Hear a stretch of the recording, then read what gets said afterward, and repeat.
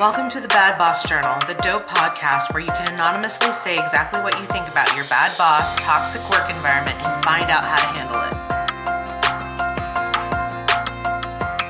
it. Welcome back to another episode of Bad Boss Podcast. My name is Michelle and I'm here with Ava, our co-host. Hi, everyone. This week we have an interesting person to come on.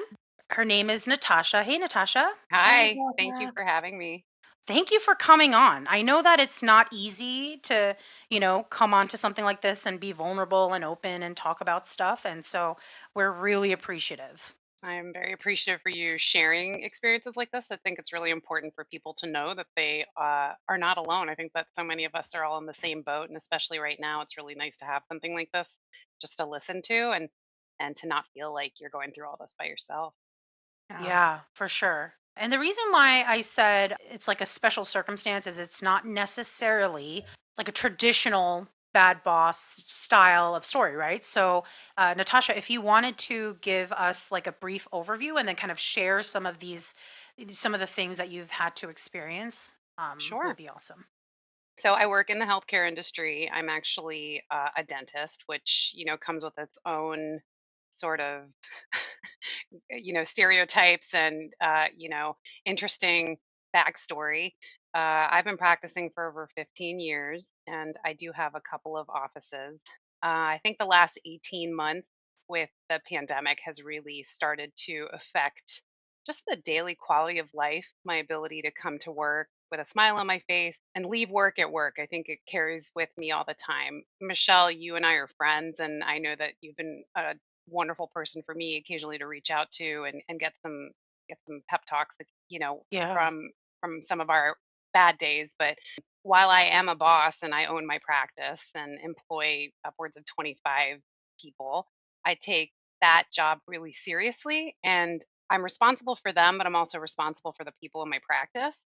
And there are many times where I'm treating patients and they often refer to themselves as my boss because essentially they feel that they pay my bills, and essentially they do. Mm, So I've yeah. had certainly people say, I'm paying for that car you drive, and I'm like, well, that Eesh. 250,000-mile Prius that's over 12 years old that has I'm like, well, thank you for that, but Yeah. people will make comments telling you that they're the reason that you're here.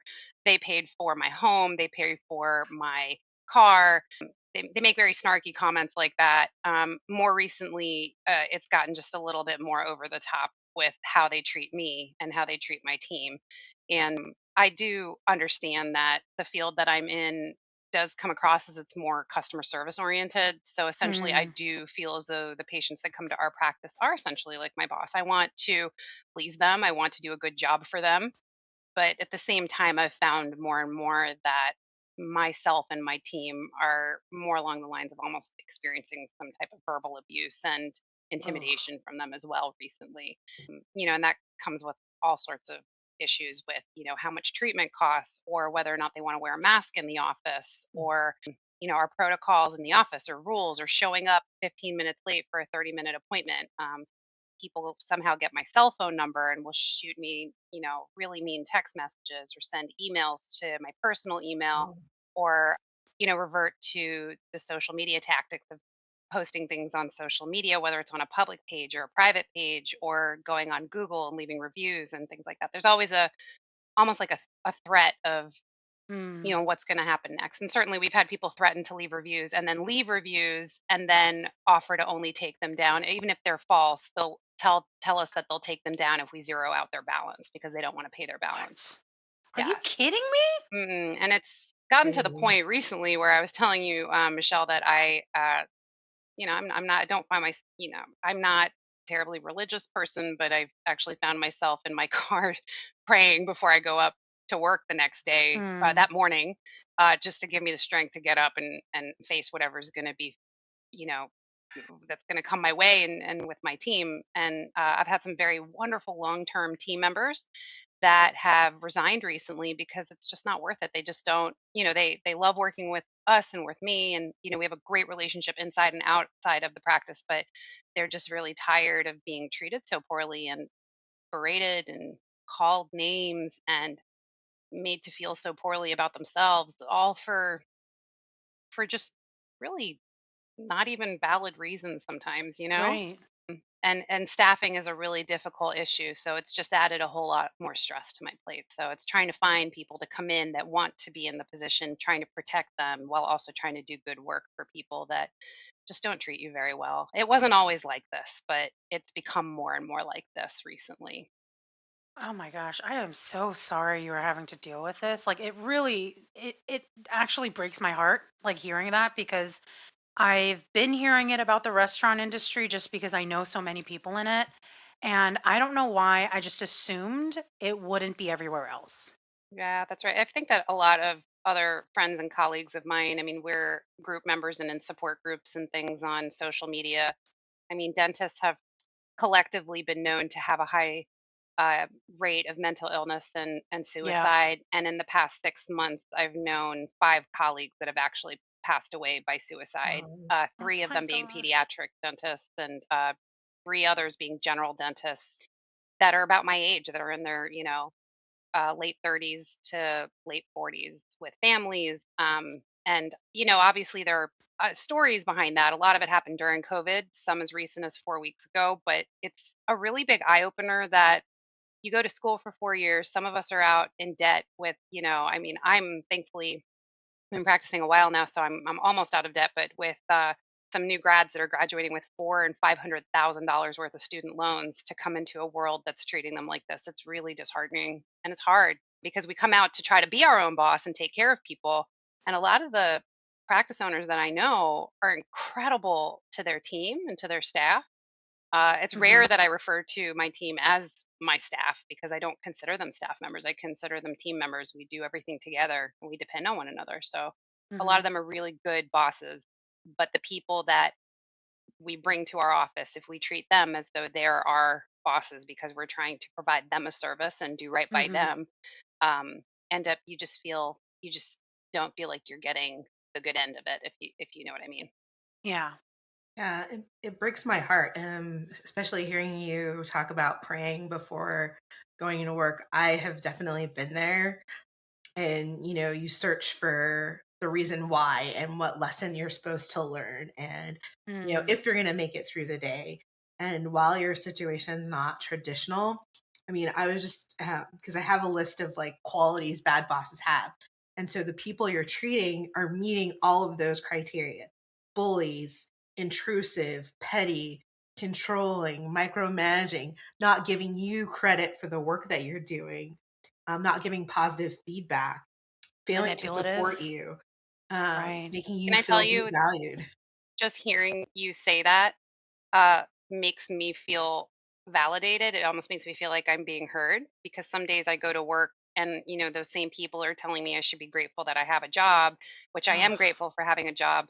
But the things that you're saying right now, it feels almost like the first time that someone actually hears and understands what I go through on a daily basis, because people that haven't been in this position don't understand what that feels like. It does Mhm. feel like some people go to work and have one boss. I go to work and I see 60 people in a day, and I don't know Yeah. what's going to be behind the next door when I open it. So there's a constant source of tension that rises in your chest because you don't know. And when I walk in the door and it's an awesome, really nice group of, wonderfully kind, laughing, great sense of humor family, oh, I just feel like on top of the world. And then when I go to the Mhm. next room and it's someone who's complaining about having to wear a mask or calling me an idiot because of my COVID protocols in front of their child, it just it just takes your breath away because Yeah. these people are talking to you in front of their own family members, and sometimes you're so stunned by the things that they say that you don't know how to respond. And quite frankly, most of the time I don't know how to respond because you want to stay as professional as possible, but it leaves you in disbelief, the things that people say and will do. So Yeah. I appreciate you saying what you just said because it makes me feel heard and makes me feel validated, and it doesn't make me feel as crazy as sometimes people may. I Mhm. hate to use that term, but people have said, "Oh, you're crazy. How can you not be thankful for Yeah. having a job and coming to work every day?" So I appreciate you for saying that. No, that's exactly why we created this forum, this podcast, is because me and my friend were going through a very similar experience, and we would talk to each other just randomly, like, am I crazy? Are you crazy? Like, is it us, and how, how do we go from here, from this point, and how do we make it better? And Right. I think, you know, you talked about the pandemic and COVID. I think a lot of our society has lost its social skills. And I think, I mean, I've Mm-hmm. even caught myself, forgetting to say thank you because I'm wearing a mask, and maybe, I'm thinking, oh, they're not going to see me, or they're not going to hear me, give that smile, or say the thank you, or the simple things. And I think a lot of that, and just not being around people have lost that ability to have positive relationships with each other. I'm so grateful that Natasha agreed to come on because I feel like it's really important for us to show like all different perspectives in life so that it's not just about, oh, what am I going through and how similar is it, but the fact that we all go through this. Yeah. And maybe even just listening to this episode, maybe it'll kind of make us more introspective and just be like, okay, how do I treat people when I go out? And me personally, everybody's always saying like, oh, you're so nice, you're overly nice. And the reason why though is because I worked in the service industry since I was, a teenager, right? And instead of just getting like bitter about it, I would kind of like turn it around so like I can actually see all these people like in their point of view. You know what I mean? Like so it's always trying to be like overly nice in the hopes that I would be that one person that makes their day because I have been in that position where people, would do really mean things to me just because they were in a bad mood.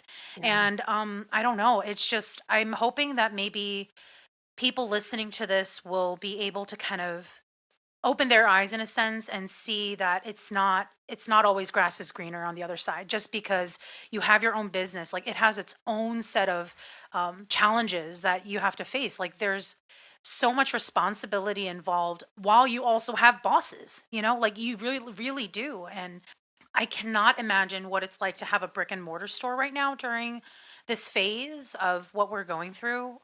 Yeah, it's just, ugh, boy.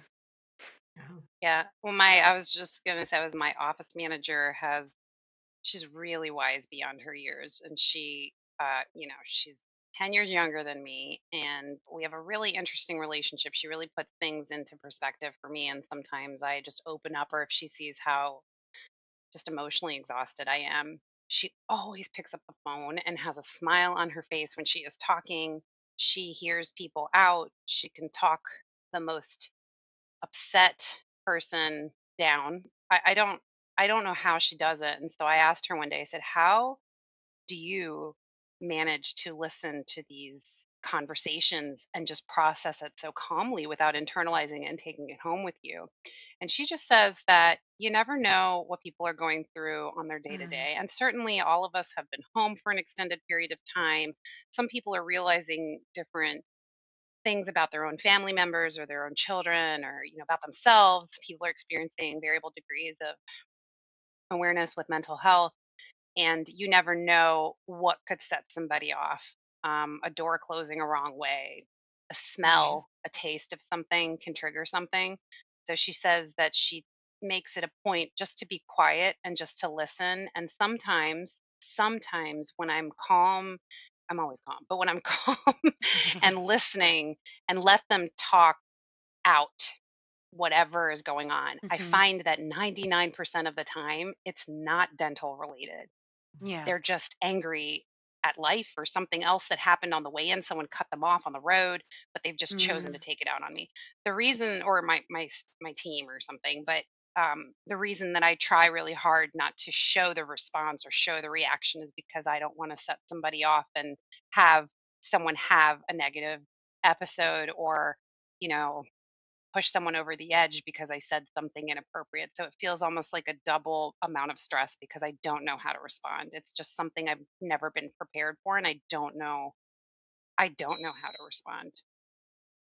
yeah. So most of the time I'm just quiet, I listen and I absorb, and I try to calmly talk whomever is going through. I mean, honestly, it could be anything. I mean, Michelle, I know I've shared some things, but even something, I mean, the masks are like a hot topic. People come in every single day about the mask situation, but we have really sick people at our office, not with COVID. I mean, we have a patient in hospice care right now. We have patients that I will travel to their homes to take care of them because they haven't been out of their house in 18 months and they're not comfortable and they can't leave their home.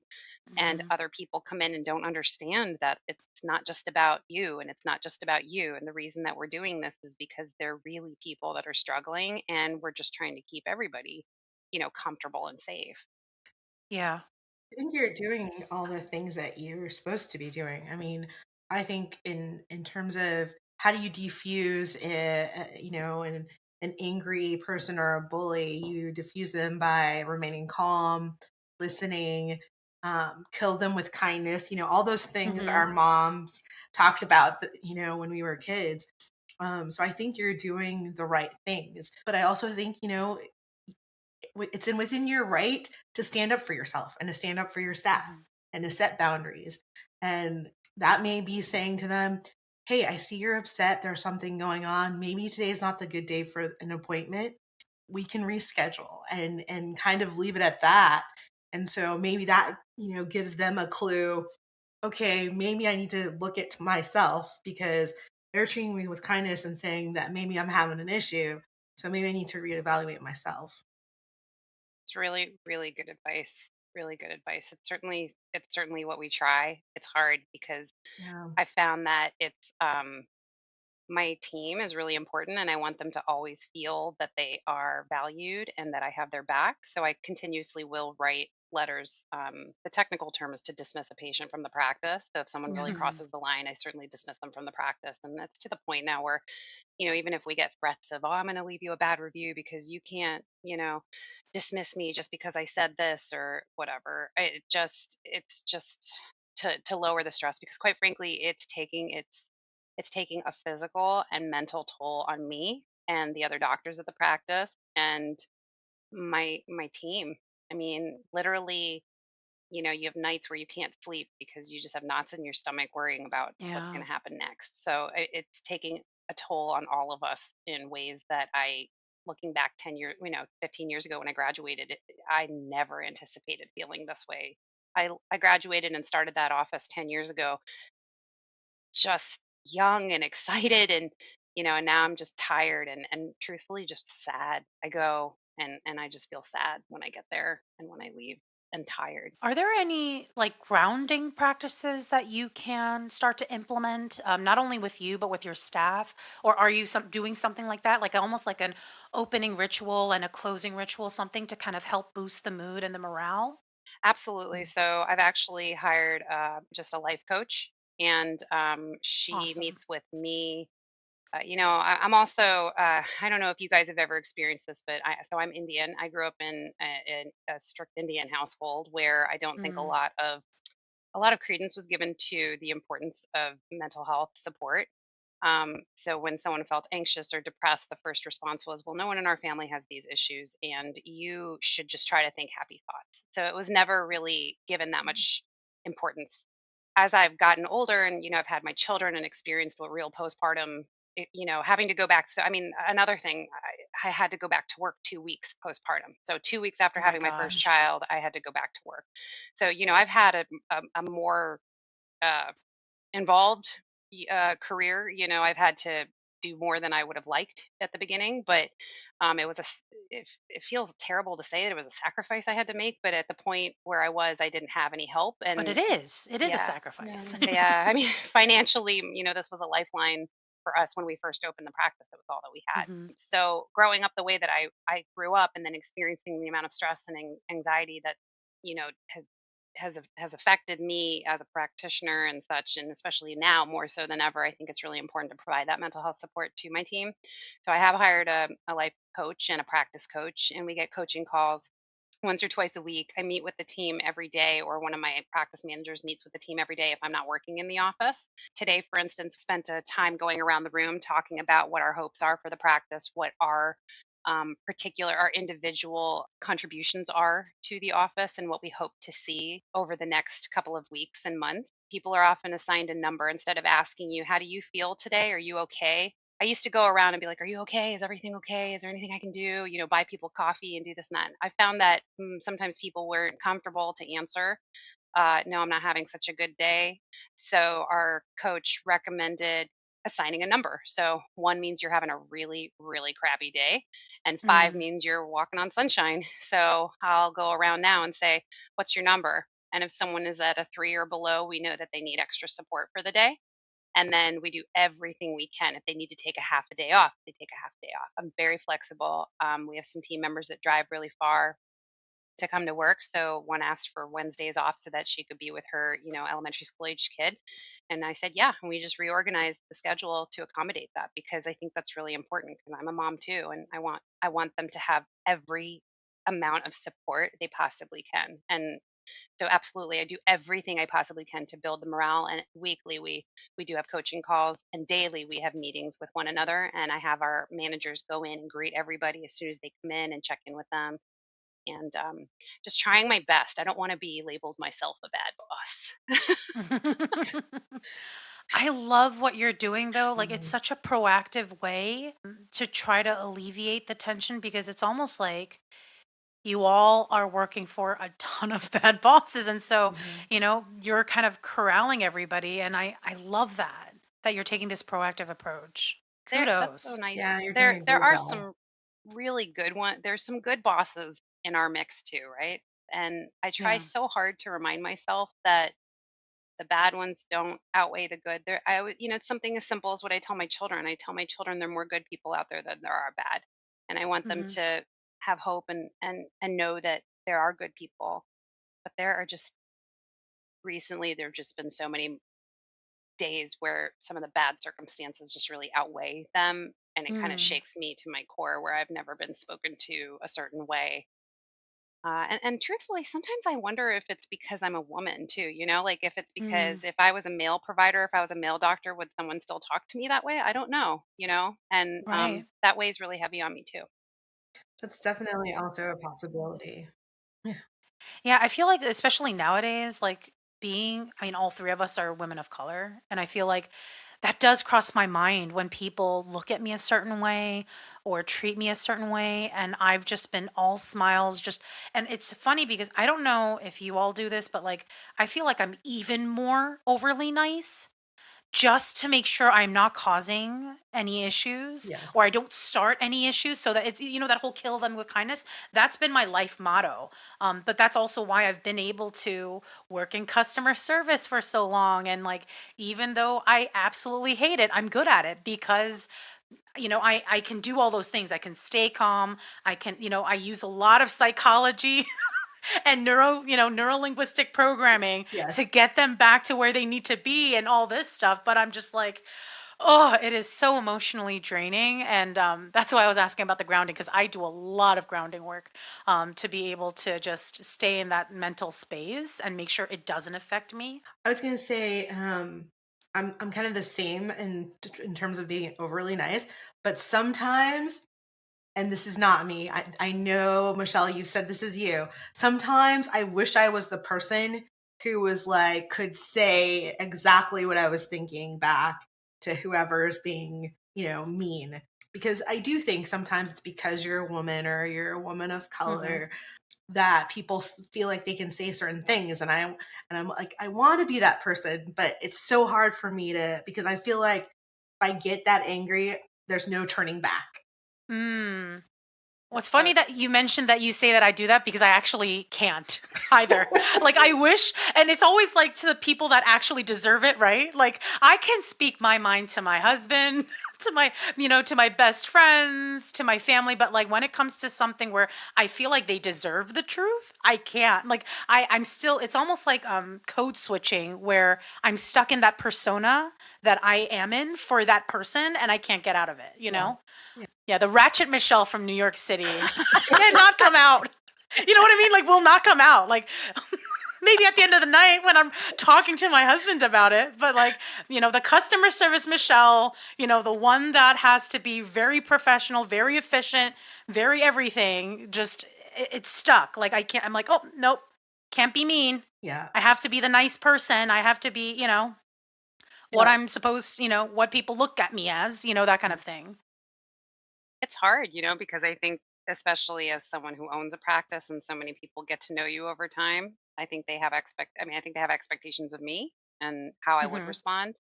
I think also being situated where we are, I think that I have encountered some instances where patients have made very uncomfortable, disrespectful remarks and some racial remarks. And in those Yikes. instances where other people, I just had a conversation with another friend of mine about how I feel if I don't say something in that moment, I would be complicit in Mhm. that. And so I can think of two experiences where someone at the practice specifically asked not to be seen by a certain assistant, and it was simply because of their race.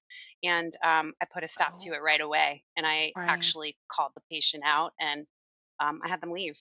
And I said, absolutely not. And I made sure I did it in a very public place because that type of behavior and treatment of anybody, not even just someone in my team, needs to be called out. And that's where I cross, that really is where it crossed the line for me. And Mhm. I often behave in a way, or I react in a way that I hope my children will behave as well. And I've had that happen twice in my office, and both times I shut it down right away. And I don't want you to be Yeah. a patient here if you cannot, you know, if these are the things that it's okay for you to say. I mean, it makes me feel sick. And truthfully, I think that, like I said, I think what weighs on me heavier is if I don't say something in that moment when I know something is so wrong that I am truly being complicit, and I'm not playing that game. Absolutely. That's amazing because I know that, like, I feel like you're very brave for doing that. Like, I know I do my best to shut those type of things down, but as somebody who for decades I've just allowed it to happen to myself, there are times where I do feel a bit ashamed. Like, I can't, there are times when I really have to like push myself out of that comfort zone to just like, say something, you know? Or Yeah. sometimes I'm in such shock I don't even know how to reply back to stuff like that. So, like, that's Can I just, tell you yeah. a I mean, I'll tell you a funny story. I used to work down south, and it was my first job out of residency. And I had applied for the job, and on my resume it had said the languages that I speak, one of which was Hindi, because I grew up in an Indian household. And I didn't hear back from the practice for a long time, but I reached out again, and I ended up getting an interview. And I know you guys can see me, but I suppose people that are listening can't see me. And I often get told a lot that people can't tell that that's my background, my hmm. where my cultural background, my ethnic background. And it was about a year into working at that office. I got the job, and then when it was about a year into working at that office, that I was having lunch with the owner, and I guess she felt, comfortable enough to joke that she saw my last name, and she saw the languages that I spoke, and she threw my CV in the trash because she didn't know if I was going to be one of those Indians. And I said, "What do you mean one of Oh. those?" And she said, Mm, "The kind that smell." And then she actually made a comment. She said, "Or worse, what if you were Muslim?" And she whispered it like that. And I said, "I Oh. cannot believe this is the conversation that we are having right now." And it was really uncomfortable and wrong. And oh my obviously, I didn't God. stay there, but I wondered why I hadn't heard back from them. And I can't imagine if that happens to me, right? How many people does that Yeah, happen to everywhere and on a daily basis? It right, was so wrong. And the fact that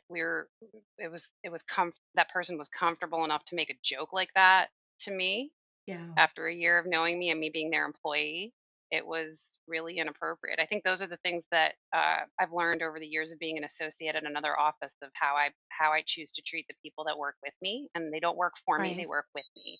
And everyone in my office gets respect, regardless of where you come from or what color your skin is or anything, like, or whatever your religious beliefs are. I just have never been spoken to like that in my entire life.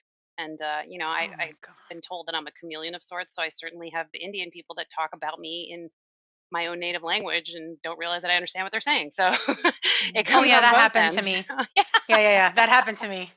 yeah. Um, it's so So funny. I mean, it's interesting that you said a funny story because for you, I think like, when you go through something like that, you process it and then it becomes something like an amusing like anecdote of Yeah. some kind, right? But to somebody hearing that, it's like, are you yeah. kidding me?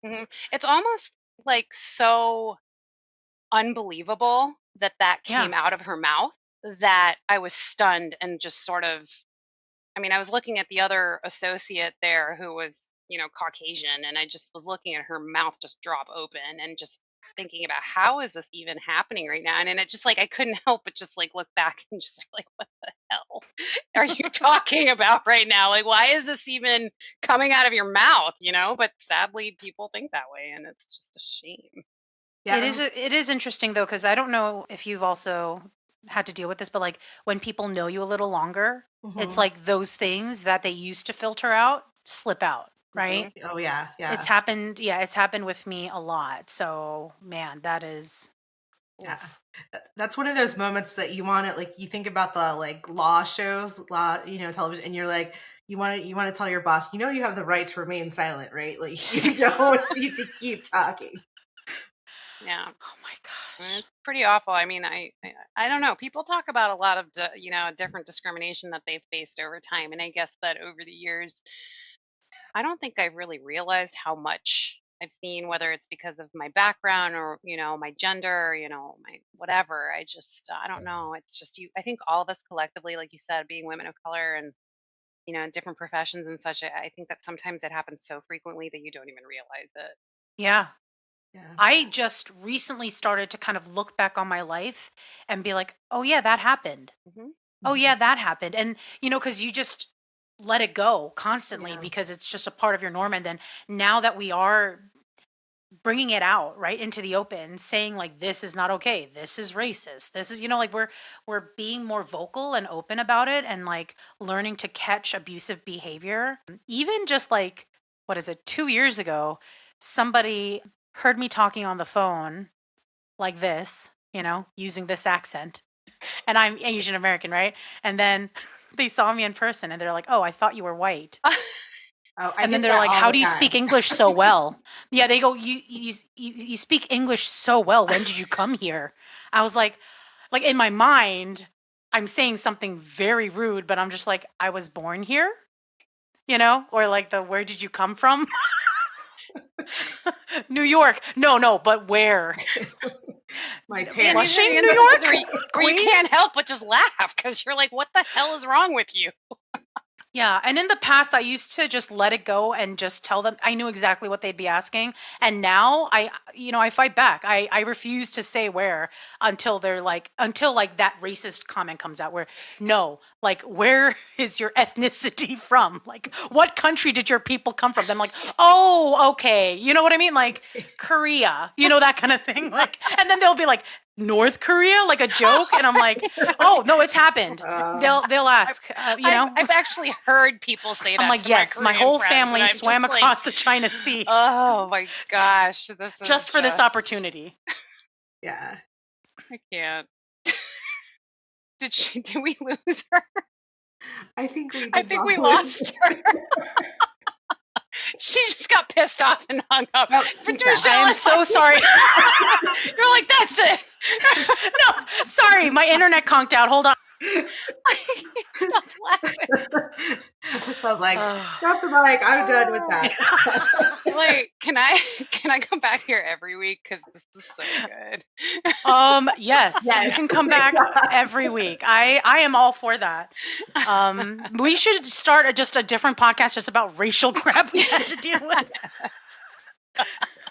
Oh, God. I think we would have some really good stories to tell, Yeah. especially when you were saying about people not knowing that you're Indian. Mhm, I will say, so like because I have PCOS, I started gaining weight, right? mhm. As soon as I started gaining weight, people no longer thought me Korean because like you never, you rarely, it's so interesting. Like as soon as I started gaining weight, I was asked if I was Filipino and Huh. Mexican, or I would get Samoan. That was the most, I was like, that's offensive to Samoans. Like, you're just assuming all Samoans are fat. How dare you? Like, like that kind of thing. But then, like, yeah, but then, like, man, one time when I was pregnant too, while I'm working at Bye Bye Baby, You and were then, like, working at Bye Bye Baby too? yeah. Oh Oh, yeah, I used to work at Bye Bye Baby as a registry consultant, and then like one day they needed me to like help with the registers, and then I was like, again, Tom, this is not a part of it. Like again, like I'm trying to scan the thing, and it's like they have this huge box in their cart, and there's a label for FedEx that doesn't scan, so I'm trying to get around to the other side, and they're like, pointing at it, right? It's a man and a woman, and I think her mother, and the woman's pregnant, and he's like, over here. I was like, oh, actually, that's not the sticker. It's actually on this other side. And I'm doing it, and then in Korean, he's like, oh my God, you idiot! It's right there, over and over again in Korean. And so, like, I can feel myself, like, the K rage, just the redness. I can feel the heat coming up, and I'm like staying calm. And then finally I look at him and I say in like fluent Korean, like, actually the barcode is on the bottom. That is not a scan code. And then you see the bright red, right? And then he's like, oh, okay. And the wife starts apologizing. He has to leave to get a smoke because he's so stressed out. He's like buffing away outside because he's so embarrassed. And I'm like red in the face and I'm just like so livid. You can't help but just laugh because it's like, what? Yeah. I mean, I almost feel like they're like, people who go to combat and come back, they like show off their scars. Well, if they're not completely traumatized, they're like, oh, I got that. Like, I feel like those are like my scars of life. I'm like, I get to show them off and be like, look at this insanity. Yeah. But yeah, we should go back to recording the real stuff. So we got cut off, and then Natasha and Vinny thought that I was just like mic drop and left. It was just sucky Wi-Fi, so we're back. I'm glad that we get to end this episode on a happy note with us laughing, because I know that, Vinny was getting emotional. I was like on the verge of tears at one point, just hearing everything. And I mean, thank you so much for coming on our show, Natasha. Like, I really appreciate it. Oh my gosh, are you kidding me? I want both of you guys to know that just hearing your voices and hearing the experiences that you've had and how you're going to channel it into an experience like this for other people to tune in and listen to, it makes a really big difference. And I'm saying that because I often, when I'm having my bad days, like go to those support groups with the other doctors. There are a lot of like mom docs on, these groups that I belong to. And last year when we found out that a handful of them had passed away, from suicide, it was eye-opening. So, back to what my office manager said, you never really know what you say and how it can affect somebody because you never know what somebody's going through on the other side. I think something like this and this podcast is so important because it's really important for everyone to know during this time more than anything that you're not alone and that it can get better. And when you find friends and support from other, like-minded individuals and people that are here to have your back, it can improve. I think that that's really the big takeaway that I want. There are days where I have very bad days, but I can pick up my phone. And for instance, the other day I happened to text you, Michelle, and you brought me out of a really bad place. And I am grateful for that. And I'm grateful to meet you because hearing what you said at the very beginning of this, it truly is the first time in a long time that someone made me feel validated for feeling the way that I feel. So for anyone else that's listening to this, I hope that you know that you're not alone and everyone's getting it on every end of it. But, I miss the days pre-COVID, but I know that one day we'll get back to a good place again. Yeah. Natasha, thank you so much for joining us. Like Michelle said, you just made this whole episode like wonderful, and I'm so happy that maybe I can call you as a friend and you can call me too. I'm here for it, friend. We can chit chat anytime. Yeah. Truly. I'm grateful for both of you. Me too. And on that note, I'd like to thank everybody who's listening to this episode, and we look forward to checking back in with you next week. Yeah, tune in for another Bad Boss podcast. Do you have a bad boss experience you'd like to share with us? Visit our website, thebadbossjournal.com, to submit your story. You can also support our show by checking out our merch and more on our website. Thank you so much for listening to the Bad Boss Journal.